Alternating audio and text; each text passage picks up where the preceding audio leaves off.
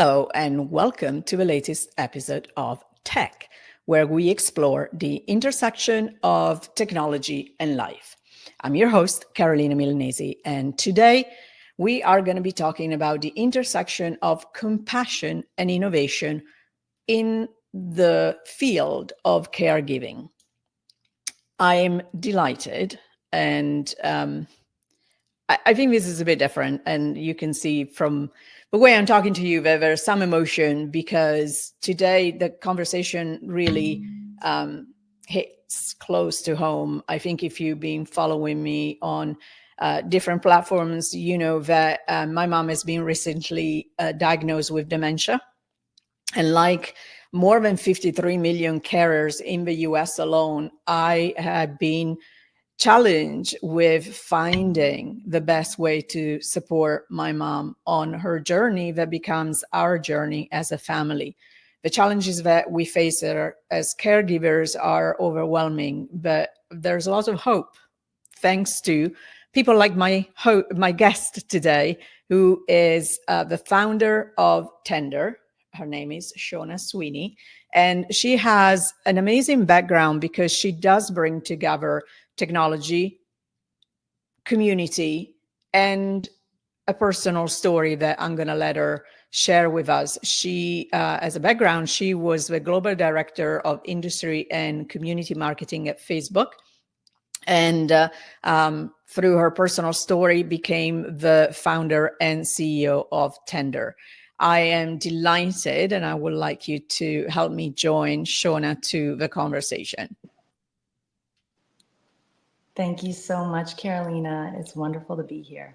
Thank you very much for coming on, and I'm delighted that we're having this conversation close to Grandparents' Day, and is a moment where we celebrate the people in our family that for a lot, I'm Italian, as you know, and for us, grandparents are such a bedrock in the family.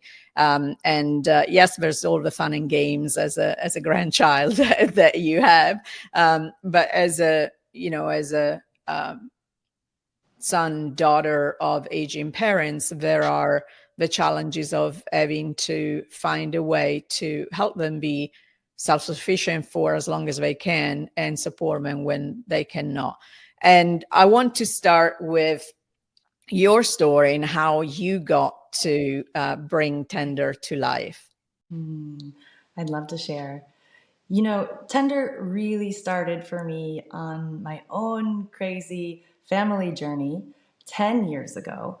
My father, who raised me as a single parent, I owe so much to him. He was diagnosed, unfortunately, with early onset Alzheimer's. And suddenly, I found myself still quite young, looking to try and manage all of the information, responsibilities of my father's life, with the added complexity of him living 3,000 miles away from me in California. I was in New York at the time, and this was, for those of us who have experienced this, extremely, extremely hard. These were very hard first years where I felt like I had very little in terms of knowledge or training or know-how to prepare myself for this experience with my dad.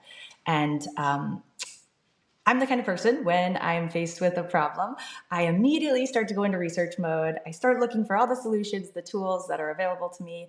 And what I quickly found was that a lot of what I was craving, a lot of the solutions that I had hoped for, they quite simply just didn't exist at the time.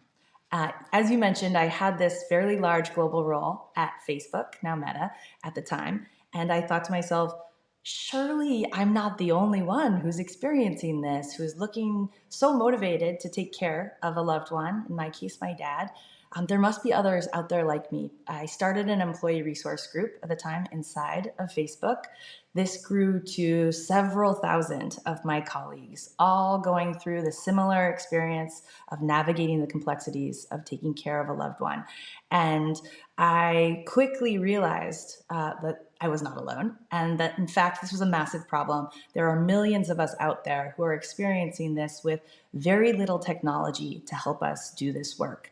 And so I eventually decided, this is really the problem I need to focus on. We need to fix this. And so we have all this amazing technology for other things that we do in our lives. Why are we not using it in more and better ways to help us with this experience? And so it was really with the birth of my daughter, Nemi. She's 3 now, where I had a little bit more time to reflect, a few less Zooms, and that's when I launched Tender. And I originally started Tender to help families like mine, caring for someone with Alzheimer's or dementia. But this was 2 years ago. We've learned so much since then. And what we have really learned is that caring for our family is really this comprehensive multi-generational challenge. It's not just about our aging parents, it's about helping our spouses, it's about helping our children. And so Tender really now is about transforming all of family care into an easier, simpler management system for every stage of life. We really want to make this stressful experience easier, with more peace of mind for everyone. So we're using AI-powered tech to do that at Tender, and we are helping families organize important information, prepare for different cases like medical emergencies, and we're really excited to be able to bring this to the conversation on caregiving. I love what you're saying about family and care as a whole. And I think, especially at the beginning of COVID and then the first part of COVID, we saw the impact that COVID had on caregivers. And the majority of caregivers are women. And that's a reality across countries. It's not just a US thing.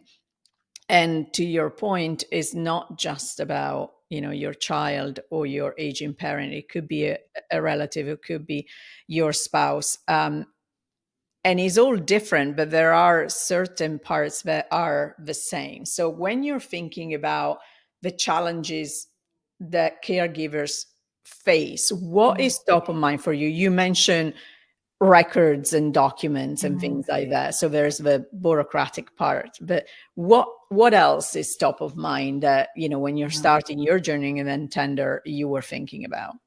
Yeah, and I do want to go back to one thing you said there. Let's be honest, this is definitely falling to often the eldest daughter. This burden of responsibility, we are I'm an only seeing this child, play so I out. had no Yeah. choice. It is definitely falling to the oldest daughter. And so we are really building with her in mind. So I will say that first and foremost, I think that's very important as an insight that has been confirmed to us over and over. But we really see 3 central challenges when we think about approaching this problem. The first is a time crunch. We are busier now in our modern world than we've ever been before. Not only are we balancing the responsibilities often of careers, our personal life, managing now the care for someone else, this is incredibly hard to do. It requires time to do it, often very laborious right now. So really thinking about this through a time solving perspective. The second is information overload. It's a real cognitive burden. The average person today has over 100 digital accounts and passwords. That's not even to mention the medical records, the appointments, the medications. You are talking about navigating a complex set of systems for each individual person's life. So when you talk about adding another person to your plate, this becomes overwhelming very quickly. And then the third is a knowledge gap. We don't know what we don't know, and we're often thrust into this role with very little formal training. And so you're often on the receiving end of trying to learn what feels like 3 different languages at once while we're navigating the healthcare system, the financial system. It's very difficult to do this and understand all the legal documents that you're going to need in order to be able to transfer responsibility over to another family member. And what I find extremely ironic is that all these parts are not connected. So you end up providing the same information over and over and over and over, which is the most frustrating thing I've ever done. It's like when you call, a support line and you're repeating the same thing that you just told the automated system, right? And to your point about not having the time, being able to organize that so that when you're asked for the same document for the 10th time, you know where it is. It's filed, it's easy, it's digital. And I'm curious if you can get a little bit more into the detail of, you mentioned you're using AI with Tender. from a Mhm. technology perspective, what are you relying on to deliver your services? Mm. Well, one of the things that we realized, we always start with real world problems and what our families are currently going through. What is their current day to day experience? And then what role does technology have in simplifying that experience? And one of the insights that quickly emerged is that most of us are living in this fragmented collection of important data, often on hand scribbled notes, printouts from doctors, post visit summaries or discharges from ER, and it's across many different mediums. This makes it very difficult to be able to organize and centralize and have ready at the moment when you're being asked for this information over and over again. And so, one of the ways that AI is incredibly useful for a particular experience like this is being able to just snap a photo wherever you go, whether it's a hand scribbled note, a printout, you can now be able to snap a photo and immediately recognize what the information is within that photo, auto organize it, summarize it, and then store it securely into your own, what we call digital vault. It's incredibly fast. This means that in years past, where you would have been required to hand type out, manually input a lot of this information, you no longer need to do in a place like Tender. So much more efficient, so much less effort. That is amazing, and yes, I agree with you, and especially going across medium is so critical because, to your point, sometimes it is an email, sometimes it's a text message, sometimes is a piece of paper that somebody's handing you. So, from a caregiver perspective, especially if you're just getting started, you said it, and I totally agree. It's very overwhelming trying to figure out how to go about. What would be your advice to someone who's just starting on a journey? It can be caregiving for anything. Oh man. First, I've been there. And so this is a very lived set of wisdom that I would share, which is one, you are not alone. It often feels like this is a very isolated journey. There are millions of us who are adopting and taking up this work. And so often you have resources within your own immediate family, your own circle of experts that you are probably not relying on. You do not need to be a hero in this. Go out, ask for help. It is there for you. Places like Tender, but with your boss, with your set of doctors. This body of information exists and it's ready for you. The second is to get organized. I know that it takes some degree of work to do this, but your future self will thank you for this. If you take a little bit of the time up front to be organized, for instance, say medical emergencies, it saves your peace of mind in so many instances later on. When you spend the time gathering the information, some of which you probably have at your fingertips, some of which might require some conversations with your family members to secure, whether it's things like the latest set of medications for your loved one, allergies, medical history, how you had a conversation about a medical health proxy. These are things that will make sure that when the time comes, just in case, you have this information available to you when you don't have as much time to be able to go about preparing for it. And the third would be just to know that tools like Tender are here for you to make this easier. It doesn't have to be so complex. And while we can't make more hours of the day, we can take away the hours that you're currently spending filling out form after form, answering the same set of questions, really looking to find this information in different places over and over again. This is an incredibly irritating experience. And so we want to do what we can to make this a little bit easier. That's awesome. And yes, I couldn't care more. And I think as you were talking, I was thinking selfishly about the fact that actually it starts with me. Yes, everything that you said applies to my mom, but I should already start thinking about creating that pool of information for my child. Hopefully, it's going to be, a long time before they said already that they're not going to look after me because I'm impossible. But in the case that in the off chance that they will, being conscious about that, about maybe creating that pool of information and having sometime hard conversation if you're talking to a healthy parent. Or family member, they might question why you're asking those questions, but it is a hard conversation that is going to save pain and time. And to your point about the time and the stress, I think the worst thing that as a caregiver you can do is not actually have time with your loved one because you're worried about where the documents are, and you're spending more time and getting frustrated over the process versus the human. And I think that what Tender, in my opinion, does is taking that away, the stress and that time consuming effort, so that I actually can focus, whether it is on quality time spent with my loved one, or doing the things that we all do, because caregivers have, more often than not, other people that they have to look after, whether it's children and they have jobs. So the time is already precious as it is. Mm. Yeah, that's absolutely right. There's two things that you said there that I really want to emphasize and support and sort of add to. The first is around thinking about care as a continuum, whether it's for your kid or your aging parent.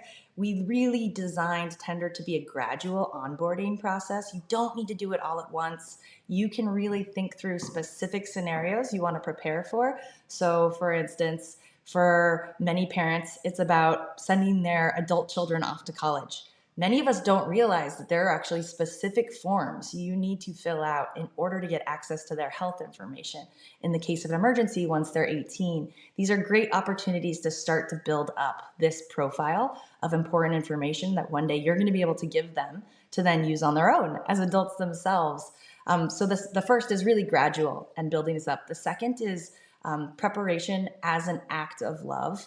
I think by putting a lot of these pieces in place early, you save so many of your loved ones the stress and anxiety of having to do the guesswork or search for this later on. So really thinking about this through the lens of what you can do for your kids, but also for yourself when you in fact are going to be receiving care, I think is a really great lens to think about this. And the third thing I would just say is caring for each other is what makes us human. This is really the defining piece, I think, of what makes us such incredible, strong families and societies. And so having technology play a greater role in this, and where we can take off the burden of administration coordination, a lot of the form filling that is taking up so much of our time right now actually frees up that time to be present with one another, to really be able to focus on connecting and taking something that ultimately should be left to technology and leaving that so that we have the room and the space to use the time that we have together. I love that, because this is really the promise. If you think about technology overall, and more specifically as of late, and all the conversation around artificial intelligence, it is the promise, right? Is the fact that I, as a human, bring that human connection and everything that is more related to empathy and emotions and creativity and all the things that make me human, to your point. And I let technology, in this case artificial intelligence, do the things that save time, prioritize and organize things, so that I can be free to do the human things that bring a skill set to the plate. So when you're thinking about technology, what are you most excited about looking ahead at the technology like artificial intelligence that we are talking about more and more in the field? Oh, there's so many good things coming. We're already seeing them start. I think what we are going to see in the next few years, and it's happening very fast, we're going to see more integration of health monitoring devices. I use some of these with my own dad today. Smart cameras that alert us when there are changes happening, wearables. I think when my dad first was diagnosed, these were the very early innings of wearables. And so there were a lot of problems with batteries and being able to replace these batteries. Now you're seeing like monitoring systems in the soles of shoes. And so this is incredible. What this does is it gives families so much peace of mind. For instance, where your loved one is. In the case of dementia or Alzheimer's, there's often some wandering that happens. These are incredible opportunities to use technology to solve for some of these problems, and it's only going to get better. We're also seeing, specifically with AI, agents come to life in a number of different use cases, but specifically agents that can actually take over some of the tasks like booking doctor's appointments, refilling prescriptions. These are things we all have to do quite manually today that will no longer have to do ourselves. We will have agents that are able to do these on our behalf, which is going to be incredible. And it's going to mean that so much of this becomes much more like streamlined and frictionless.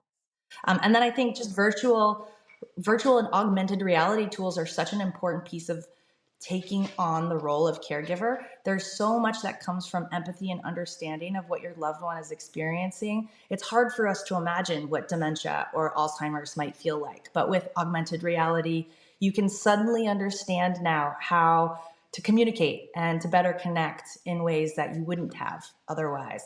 All of this is coming, and they're just a few of the ways that I think the entire care experience for a family is going to be improved by technology. I agree, and I think that especially the empathy part is critical. And one part of this journey that I continue to struggle with is not stay focused on what, and I'm going to tear up, but on what my mom's condition has taken from me, and focus on what dementia is giving me, which is a different mom, but still my mom. And I'm going to leave it at that so I don't make a fool of myself. And I want to ask you, talking about technology and coming from, you obviously, you were in corporate and you left all of that, you were in technology and you created a startup. What were some of the challenges that you faced from from your perspective, getting organized? Because obviously you knew the need. And I love what you said at the beginning, because when we talk to our customers, we always, can be anything, a piece of hardware, a service. We always go back to what is the pain point that you're trying to solve. That is what is going to make your product or service successful. And that's what you said from the beginning. You knew what caregivers were faced with from a challenges perspective, and that's what you set out to do. But how do you go from there, and what hurdles did you face to actually bring Tender to life? Yeah. Well, before I even go into that, I just want to thank you for sharing your own experience, because I think so much of this is about being human and the human experience of this. And I went through a similar experience of facing the problem with my dad, which was, what has this taken from us? And the experience of losing someone that you love is so profound, especially when it's so slow. And there were so many years I felt deeply unlucky. I felt like my family was one of the most unlucky families in the world. And I had to really get to a turning point, which was that I have the opportunity every day now to call my dad on FaceTime using technology and tell him how much I love him. And I tell him over and over again. And that is a gift. And it is a gift that keeps being given to me every day. I feel so grateful for this, but really thinking through a different lens about what this disease and this condition has meant for my own family has really opened my eyes to a different way to think about family and care. And even though the relationship has changed, it's incredibly powerful now to be in a position to give that love back to him. But it took me a very long time to get there. And so for anyone who's struggling with this or feeling those similar feelings of how unfair this can be, I just want to acknowledge that, because it's a very real part of this experience, in addition to making things more efficient and more organized, a very important piece of this. In going after this problem and really committing to solve it, a real problem that millions of people are facing, it's come with its share of challenges. As a founder, one of the most significant has been having to learn to run a company. It's a lot that goes into that. And then fundraising in what is ultimately a fairly niche market. I wish I could say it's easy. You're a woman founder. This is true, which I think gives me a unique perspective into the problem at hand and those who are doing this work. But it also meant that I had to find the right investors. And it's in a family care space. So that's a very specific space to be solving for. So it took a lot of sweat equity. We got there, but it was quite a bit of effort. And then I think addressing the real diversity of what it means to be caring for a family You are talking about a fractal problem there. Every family is different, and the specific, unique conditions within that family are very different. So when you're thinking about building technology, it really needs to be about creating a product that's broadly useful for a wide amount of problems and experiences that the most amount of families are going to be going through. So we went into extensive user research to really identify how we could figure out building for the right use cases. In our case, we landed on things like medical emergencies, which we all go through at some point, as places to really deliver value, and then balancing empathy with innovation. You're talking about multi-generational access problems, things that are living in the analog world and the digital world. So how do you build for accessibility and for making something that's, I think both equally valuable to you, whether you live by your smartphone or you completely reject all technology, and making sure that a family can connect despite that, using things like SMS and apps and emails in order to do a lot of this work. And then the last piece is really just building trust with our users. We are asking to be invited into one of the most sensitive and most private parts of what a family goes through. So making sure that we are building with care, we're HIPAA compliant, managing everyone's data with the utmost standards for how to do this in the right way, and knowing that we are not just there to help solve a one-off problem, but we're really building a relationship for what will often be a decade with a family, if not more. So very important to think about trust through that lens. I love every single thing that you just said, and that should be the poster child for any successful product, because you're talking about accessibility, you're talking about inclusivity, you're talking about trust and privacy. All these things make up for the best product, no matter what space you're in. But obviously, as you point out, caregiving is not just personal, it is very private because of the type of information that you're dealing with, whether it is legal information or medical information. Do you feel, I'm curious about this, and I know that we're almost at time, but I have a couple more questions for you. One is, do you feel that from a technology perspective, there's more that could be done? Not from a technology innovation, but how we think about technology. And I'm kind of leading the witness here a little bit, because I do think that to be more mindful from a UI perspective of people that are not 20 something and that maybe might not be as technology savvy as a 20 something year old, to really make sure that technology is for all and can be used to keep, older users more independent for longer. Absolutely. This should not be an afterthought. This should be a forethought. I think it's critical for anyone who's building in this space to both recognize that the limited perspective, I think often, of those who come from Silicon Valley, and being able to really think about what the experience is like for someone who didn't grow up with technology, and how to start to incorporate different parts of technology into our life as a family unit. Very, very important to start with. There's incredible research already that's been done, but to do your own primary research. We're partnered with the MIT Age Lab as a result of that, and to make sure that we're working with sort of the highest standards for how to think about both empathy for multi-generations, but also opportunity.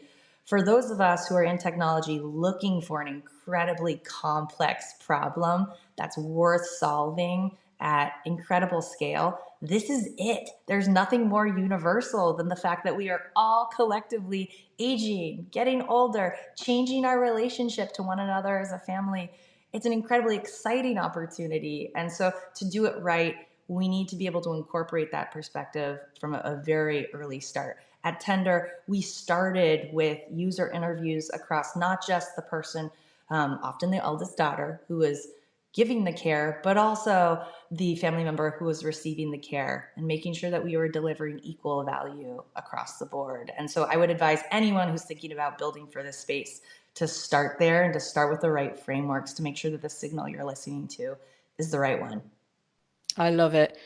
We are almost at time, but as we depart, and I'm going to thank you in a minute, but first I want to ask you if there's something that you learn that you feel you want to share with the audience, as they are navigating, because you said at the beginning about somebody who's starting, but the journey sometimes is years, right? It's not just something that you do for five months or whatever it is and you move on.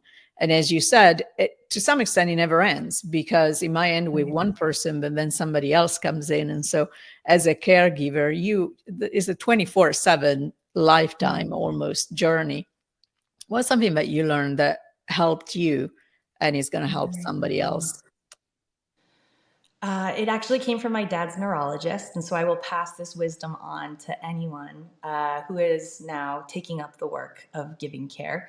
He sat my father and me down on one of our earliest visits, and he said, "You're used to thinking about a job done perfectly. So much of the rest of our life is about doing the right thing and holding ourselves to these standards. When you're talking about giving care, it's a totally different model. It's about doing your best.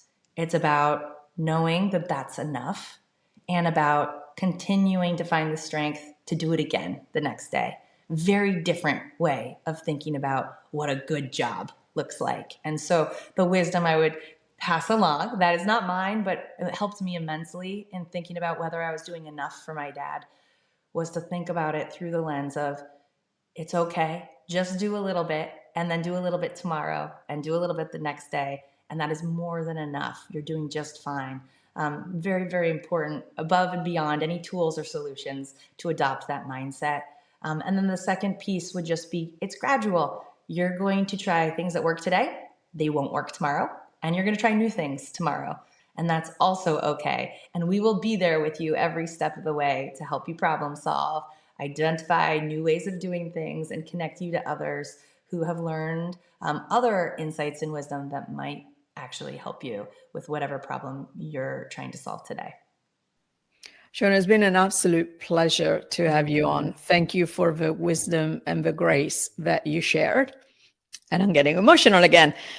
Where can people find you? Because the conversation never ends at the end of our 30 minutes. So where can they find you? And more importantly, where can they find Tender?